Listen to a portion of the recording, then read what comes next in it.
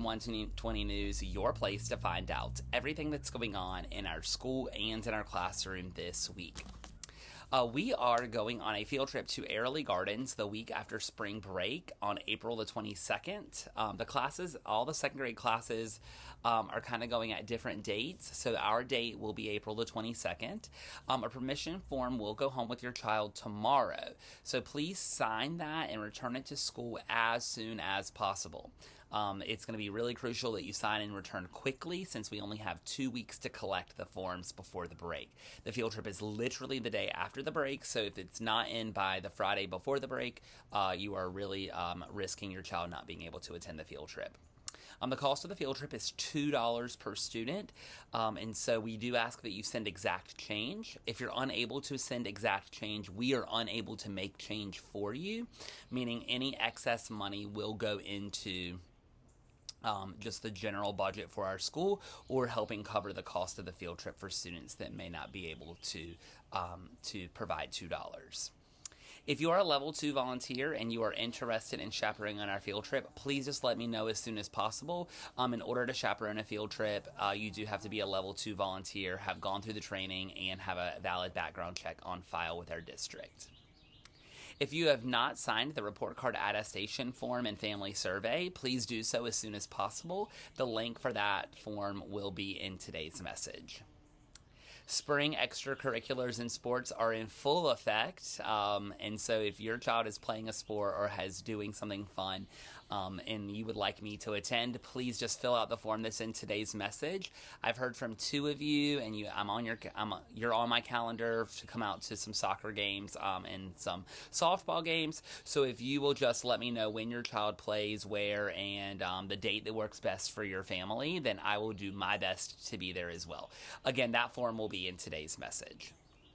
Our mystery reader program is still in full effect. If you're interested in being our mystery reader, you're more than welcome to fill out the form in the message today, and you get to pick your own date and time. There's a few block out times, but that'll be listed on the form as well.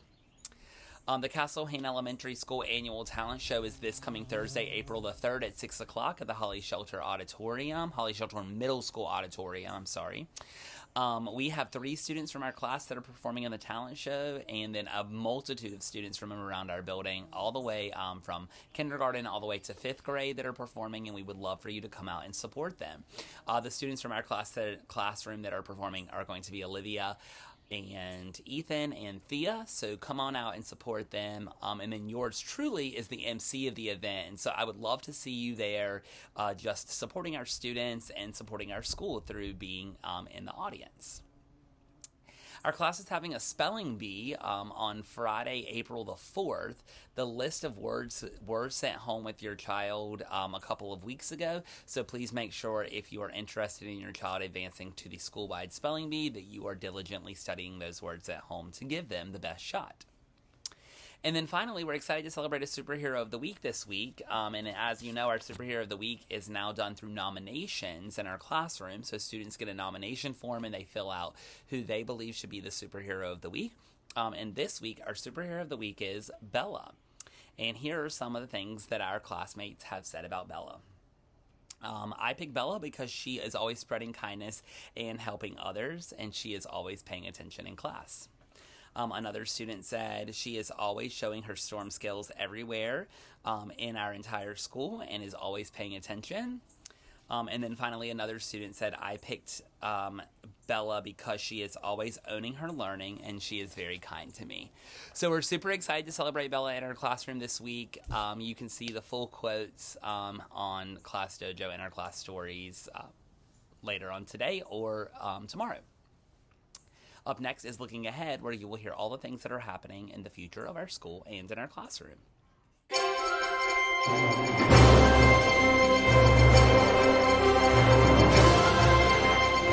Field Day this year is going to be on Friday, April the 11th, and we're super excited about that event. And an informational form was sent home with you this past week on having you inviting you to come and volunteer for field day. So our class will be at field day from about 8:30 to 11:30, something around there. And we would love for you to volunteer. If you're interested in volunteering, please just fill out the form and return it to school so that I can get that to Coach Falk. Our Airlie Garden permission forms are going to be due back on April the 11th to school, so please make sure that when that comes home tomorrow that you sign both permission forms. There's one for Airlie Gardens and then one for our school. Mark your calendars for the week of April 14th all the way through Monday, April the 21st, as we will be on spring break that week. And then finally, mark your calendars for April the 22nd, as we will be on our Airlie Gardens Life Cycle field trip. Up next is Curriculum Corner, where you will hear all the things that your child is going to learn in the classroom this week. Our attendance fact is that research shows that students that miss 10% of the school year, or about 18 days in most school districts, it negatively affects a student's academic performance, and that's just 2 days per month. And that is what is considered to be chronically absent. So if your child is missing more than 2 days a month, they are being considered to be chronically absent, and that's 10% of the school year. In Eureka Math, we're starting Unit 5 this week, which is a multitude of different standards. This week, we are focusing on counting money in both coins and bills. So students will be working on counting a collection of coins under 99 cents and a group of dollars under $100. A new math book will be coming home with your child tomorrow for you to practice those concepts. But another great way for you to practice at home this week would just be have your child count a collection of coins that you may have.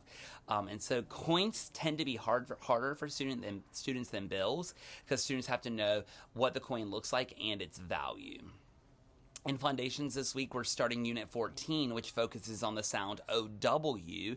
Last unit, Unit 13, we learned about OW making the O sound. And this week, we're going to be learning about OW making the OW sound, as in the word plow.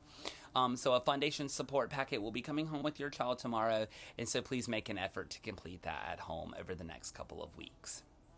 In reading, we are spending a week focusing on folk tales, and so students will be hearing various folk tales from around the world. And as students hear these stories, they will be working on identifying character traits of the main character, how the character changes throughout the story, and then also determining lesson and moral. Thank you for watching this episode of Room 120 News with me and all the bees.